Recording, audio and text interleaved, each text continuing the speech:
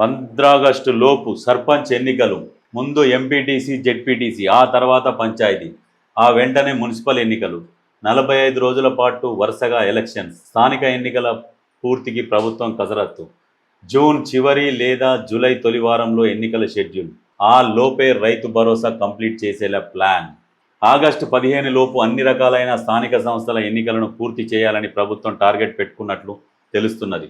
ముందుగా పల్లె ప్రాంతాల్లో లోకల్ బాడీస్ ఎన్నికలు నిర్వహించి ఆ తర్వాత మున్సిపల్ ఎన్నికలకు వెళ్లాలని భావిస్తున్నది. ఈ ప్రక్రియ మొత్తం 45 రోజుల్లో పూర్తి చేసే విధంగా షెడ్యూల్ తయారు చేస్తున్నట్లు అధికార వర్గాల్లో టాక్.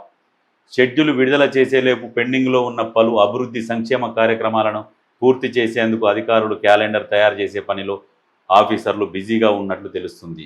ఒక్కో ఎన్నికకు వారం రోజుల గ్యాప్.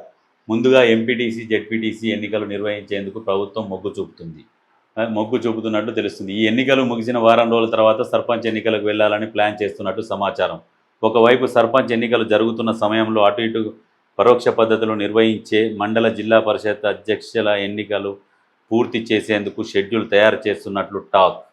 ఆ ఫలితాలు ప్రకటించిన వారం 10 రోజుల తేడాతో 139 మున్సిపల్, 17 మున్సిపల్ కార్పొరేషన్ల ఎన్నికలు నిర్వహించాలని ప్రభుత్వం భావిస్తున్నది.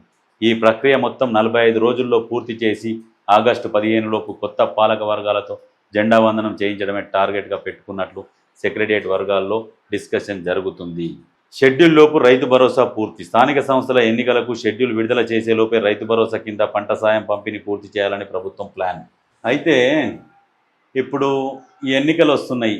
కొంతమంది ఏం చేస్తున్నారు, ప్రభుత్వం మీద బురద చల్లుతున్నారు. ప్రజా వ్యతిరేకత వచ్చింది, ఇది అది అని చెప్పేసి ఇష్టం వచ్చినట్టు మాట్లాడుతున్నారు. అయితే వాస్తవానికి ఏ ప్రభుత్వం ఉన్నా ఎంతో కొంత వ్యతిరేకత ఉంటుంది. ఎందుకంటే ఏవి పూర్తి స్థాయిలో అమలు కావు.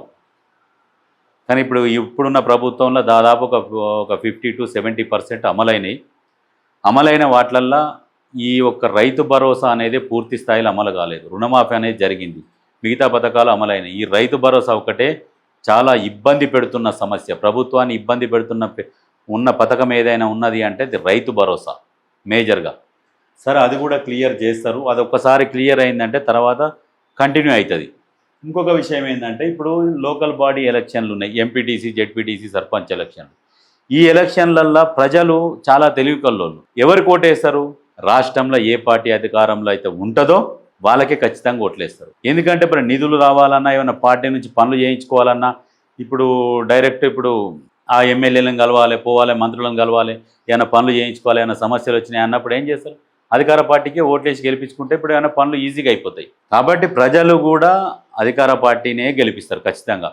100% లోకల్ ఎలక్షన్లు మాత్రం ఏ పార్టీ అధికారంలో అయితే రాష్ట్రంలో ఉంటుందో వాళ్ళకే ఓట్లేస్తారు జనాలు. ఏదో కొంతమందికి మాత్రం వాళ్ళ అభ్యర్థిని చూసి ఓట్లు పడతాయి. ఇది మాత్రం వాస్తవం. ఎందుకంటే ప్రజలకు కూడా తెలుసు ఇప్పుడు, ఎందుకంటే పనులు జరగాలి, సాఫీగా జరగాలి. ఇప్పుడు ఇందిరమ్మ ఇండ్లు అయితే ఆల్రెడీ దాదాపు ఇస్తూనే ఉన్నారు. పథకాలలో ఆగిన పథకం ఏంటంటే రైతు భరోసా, అది ఒకటే. దాన్ని కూడా దృష్టిలో పెట్టుకోవాలి ప్రభుత్వం. దృష్టి పెట్టుకొని ఎక్కువ రోజులు లేట్ చేయకుండా ఇస్తే బాగుంటుంది. ఎందుకంటే మాట ప్రతిసారి ఏమవుతున్నది, ఇప్పుడు ఇస్తాం అప్పుడు ఇస్తామని చెప్పకుండా ఏదో ఒకటి కరెక్ట్గా చెప్పుకుంటా రావాలి.